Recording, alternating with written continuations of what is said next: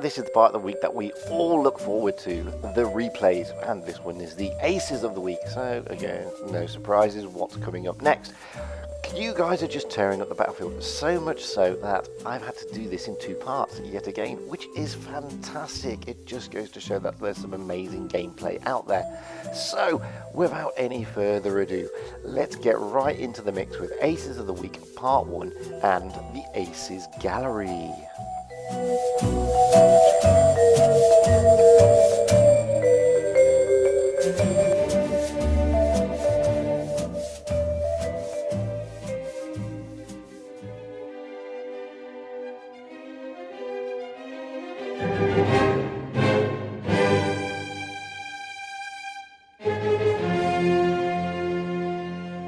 Hello again everybody, and welcome back to my favourite part of the week, the Aces Gallery, and this is part 1 for week 2 of December of 2018. Now I'm not going to talk too much about the intro, and we'll get straight into the action with CLANCOLONEX of Chop 2, rolling out in the Type 58 Chinese Tier 6 medium on the EU server. Now CLANCOLONEX has sent replays before, so we know his style of gameplay, and with regard to this tank, I love this tank. I think it's a fantastic tank, to be honest with you. I mean, I like the T-34 variants anyway, but this little Chinese medium is pretty good, I think. I think it just edges slightly its Russian counterpart, the T-34-85, although a lot of people don't believe that, and it's just the way it is, guys. I think I prefer this tank. In fact, I've gone out in tournaments at Tier 5 and 6 in this tank because I think it's pretty cool. You know, it's just got that little bit of an edge over the Russian friend of his.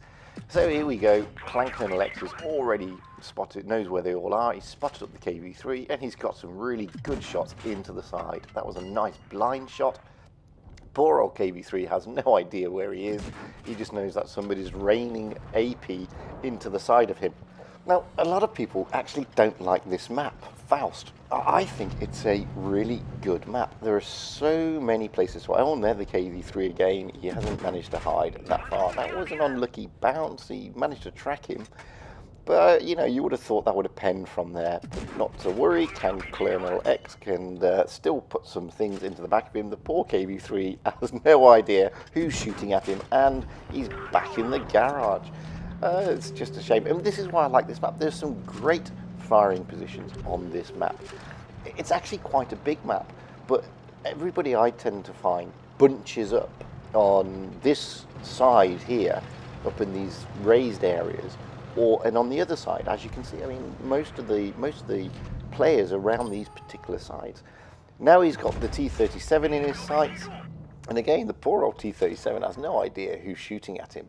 He's oblivious to the fact that CLANCOLONEX is behind him, and he's back in the garage too.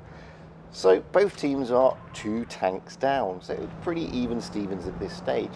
But CLANCOLONEX has dished out 863 damage and has had no shots placed on him. And what's he going to do with the IX? Well, he's going to stick 170 into the side of that turret, into the back of that turret. And again, the IS is oblivious, completely focused on the VK, which allows CLANCOLONEX to take his second kill. And then there's another VK-30 rolling down. He is also oblivious to CLANCOLONEX. And what's going to happen here? Yeah, well, that's just totally unlucky. I mean, you see that shot there was more like a bend it like Beckham type shot. Not to worry, there's another VK-30. We can probably get some shots into the front of him. Yes, we can. And what's going to happen here?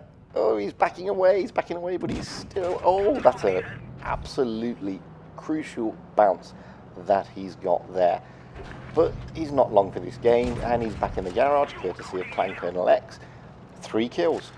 So now it's 2 against 3. We've got a TOG2 on CLANCOLONEX's team, and we all love TOG2s. Everybody's trying to circle him up there, bless. And it's now 2 against 2, and the VK-30 on the opposing team is in a bad way. He's only got 44 hit points. I don't think the TOG2 is going to have much of a problem with him. And CLANCOLONEX, obviously, he's concerned about the cap points, and the VK's gone. So it's now 2 against 1. They need to either, they really should kill this last tank. CLANCOLONEX is already capped out on B. He's looking at trying to cap out on D to stop them getting any more cap points, because the TOG is now gone. 1 against 1. They're behind on cap points, but if he caps out on D, then the red team can't get any more cap points. It's as simple as that. CLANCOLONEX has dished out 1,668 damage. He's still got full HP. I think this one's in the bag. I don't think this is going to last much longer. The M4's only on 62 hit points. Don't know where that shot went. He just needs to touch him with a little ram and he's gone. And there we go. 4 kills, 1,730 damage. Capped a shed load of bases. Did his job spectacularly and gets a well-deserved mastery. Wasn't the top tank, but you know, there's a TOG 2 in the team. What do you expect? So I'd like to thank CLANCOLONEX for sharing that replay with us. It's always great to see the Type 58 rolling out. Now, this is a friend of CLANCOLONEX. This is Huge Eggman of the Clan Chop 2, the same clan as CLANCOLONEX, and he's rolling out in the little Su-85I, the Russian Tier 5 TD. Again, this is a really nice little premium tank, and if you've managed to get this tank, it's a really fun tank to go out with. I mean, the reload time on this thing is obscene for a TD. Okay, it's not dishing out oodles of damage, but this is tier 5, and it's dishing out really good damage for this tier. It's got a good reload. Okay, it's got a Russian gun, which makes it unpredictable. And it's got Russian-ish armor, but it's not as strong as people think. But look at this. Poor M4 gets a nice 160 into the side of that M4. The M4's now onto him. The M4's going to pen him. He's got good penetration. You can see here he's not aiming for the pump from on the top, but he doesn't need to because he manages to just take him out. Now he's got a Hetzer rolling up at him. Good bounce from the Hetzer. What's he going to do here? I mean, he looks like he's going to try and charge the Hetzer down, but no, there's a Panzer 4D. Let's have a look at him instead. Put a nice 152 into him, and look at the reload on this tank. So now he's got 2 tanks in front of him. He's got a Hetzer that's going to come rolling over the top, which is a really bad move, exposing the bottom of his tank. So you can get loads of shots into him there. Hetzer's in a bad way, and he's gone. Huge Eggman dispatches him back to the garage. So now he's dished out 1,367 damage and killed 2 tanks. And so far, he's been literally on the front line, let's be honest. What's he going to do here? He's going to help out with the A20. Poor A20 is at its gun nerfed, is not as effective as it used to be, and he's gone to the garage. 3 kills, 1,540 damage. Panzer IV takes out one of Eggman's teammates, but he's looking in a bad shape as well. Huge Eggman, okay, he's lost half his hit points, well, more than half his hit points. Stug, lovely presenting his side. He's readily dispatched relatively quickly. 4 kills, 1,925. Panzer 4D doesn't really know what to do, hiding, but let's have a look. He's going to try and find him. He's on his flashy 30%. Oh, and there he goes. 5 kills. So 5 kills for this little Su-85I. This is a fantastic game. Now it's 2 against 2. He's only got 240 hit points left. The Matilda is on a full hit point. Everybody's telling him that the Scav is a one-shot. Possibly. We don't know where the Scav is at the moment. Oh, there is the Scav. And yes, he is a one-shot. He's only on 74 hit points. So what can this little SU do? Oh, well, clearly you can take him out. Great. 6 kills for Huge Eggman. 1 tank left. The Matilda. Now, Huge Eggman's M7 is in a bit of trouble. He's got hardly any hit points left. So what can he do here? He can rain some shots into the back of this Matilda because the armor at the back is now pretty weak after its nerf. And he gets the 7th kill. What a fantastic Raz in this tank. Unbelievable. I mean, that is just amazing gameplay. Obviously a well-deserved mastery. A well-deserved Raz. That is how you play the SU-85I, guys. That is just spectacular. And I'd like to thank huge Eggman of Chop 2 Clan for showing us that, because, boy, that is one hell of a game. Next up, we've got my good friend Jonty 2014 of the EMRS clan rolling out in the KV2, the Russian Tier 6 Heavy, and the game is on the EU server. Now, Jonty is a regular contributor to ACES of the Week and Replays of the Week and my channel in general. And we all know, if you watch my channel regularly, that he's quite an aggressive player. So I was absolutely looking forward to watching this KV2 game, because the KV2 gets a mixed reaction. Most people think it's OP, some people hate it when they're facing it, and the people driving it just love it. Its ability to ammo rack is obscene, to be fair. I mean, it doesn't get a lot of ammo racked. And anybody who's rolled out in a KV2 opposing another KV2, you know that you can ammo rack another KV2 into oblivion. So I was really looking forward to this game, watching Jonty's style in a KV2. And obviously telling the team there, because they can't find anyone, just stop, hold your positions, because they're going to be coming up somewhere. And there we have the Type 64. So Jonty's seen the 64 over there. It's the only one spotted up. The rest of his team, well, not the rest of his team, some of his team has rolled down to their spawn point. The VK is rushing away there on Jonty's team to try and spot them all up as well.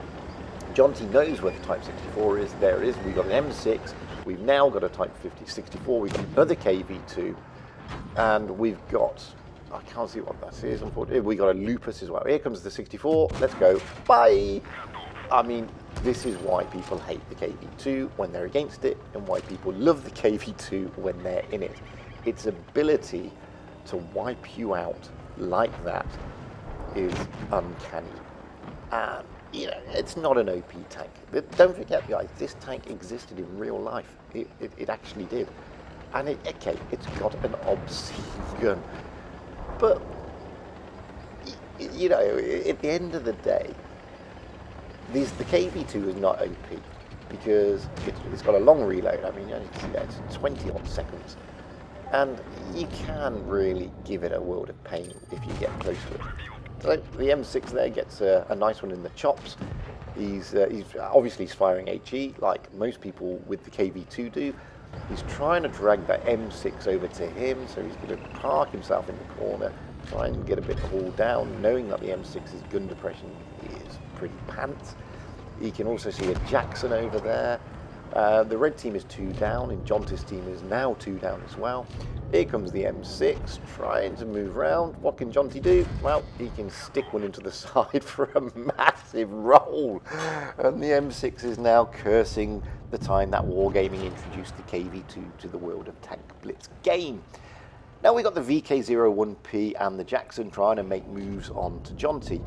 They should have gone a bit quicker. He's now reloaded. What can he do with the Jackson? Well, he can take him back to the garage.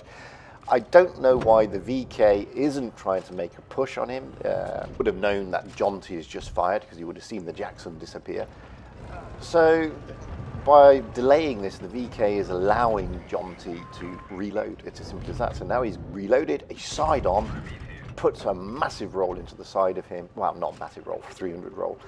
And now he's really loading again, and the VK is actually in a bit of trouble.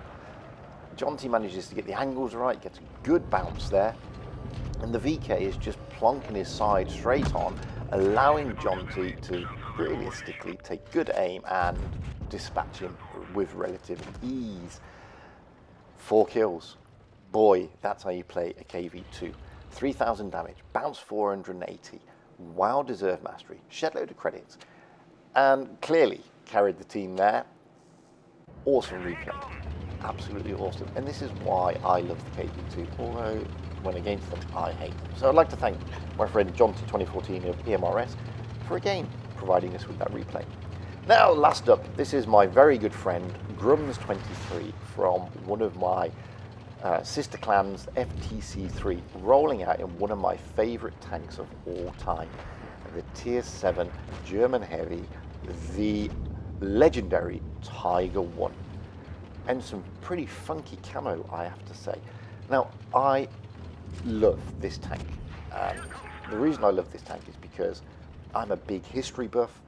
I make little tanky models, and I remember when I was a kid making models of this tank and just being in absolute awe of the Tiger 1, reading the books about how everybody did it in World War II and all the Allied soldiers hated it. Well, look at that for about 640 from the KV-2. I mean, that is just brilliant. And the KV-2 is dispatched in short order. Now he's got a TOG too. Everybody loves HMS Toggington. What can Grums 23 do? Well, he can probably get round the side of the TOG. And now you're going to try and see a circle of death, a Tiger Wood circling of death, a TOG 2. I mean, it's just comical. Two heavy tanks. It's brilliant.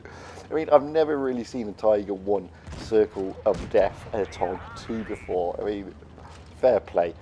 I mean, the TOG 2, we all know it is unbelievably slow with an obscene reload and pretty pants damage output. So he's not long for the game. That's just comically brilliant. LTTB, oh, what's Grums going to do here? The LTTB is focused on the KV-2. This allows Grums to get down and plonk 267 into his side. Let's have a go for a ram. Yeah, let's ram him into oblivion. Now it's 3 against 3. You've got the SU-100, the DRAC, and the AMX-12T up against now a Tiger 1 and a Rudy. The little T-34-85 on steroids. I mean, I love the Rudy. So, they're in a bad way. It's 3 against 2, realistically. Grums has lost a lot of hit points. And there's the SU-100 coming up from behind. On a full hit point pool, I hasten to have. Now, the SU-100 is pretty formidable, and there's the AMX-12T. What's the 12T going to do? Oh, that's a great snapshot. I didn't think he was going to get that, but he did. The 12T is desperately trying to get shots in. Grums is bouncing away, and the 12T goes. Now it's 2 against 2. Oh, my life. The SU-100 puts one, bounces it, and then goes over the top. The DRAC is coming in for Grums. Grums is going to roll down and try and ram the SU. He gets a good ram on the SU. He pushes him down the hill. Pushes it in. DRAC comes on, yollowing over the top. And kamikazes into Grums. Kills himself and kills Grums. Grums gets 5 kills. And they win the game. Oh, that's just class. And a well-deserved mastery. 4,000 damage. Wow, let's say he didn't carry the team there. I pretty much think he did carry the team there. I mean, that's just a fantastic game. And I'm going to leave you with my friend Grums23 dispatching the AMX-12T, the SU-100, and the double kamikaze kill at the end.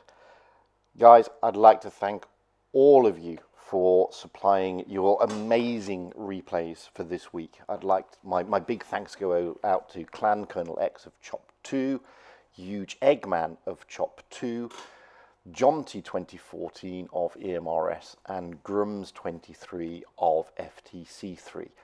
Seriously, guys, without you supplying your replays, this channel really wouldn't mean anything, because nobody just wants to watch me rolling around doing average stuff. They want to also see you guys playing your tanks the way that you amazingly do it. Guys, if you really want to get your replays out there, send them to me at the usual email address, fujitsblitz@gmail.com. As I say, everybody's replays will be played eventually. It may not be the next day, it may be over a period of time, but you will get your replays played and you will get your names up in lights, as you can see here. I know I don't have many subscribers, but at the end of the day, I've reached my first milestone. I've got my early Christmas present of 100 subscribers, so things are on the up, and I'm pretty chuffed about that. Anyway, here we go with Grums23 dispatching an SU-100 and a DRAC killing himself whilst killing Grums at the same time.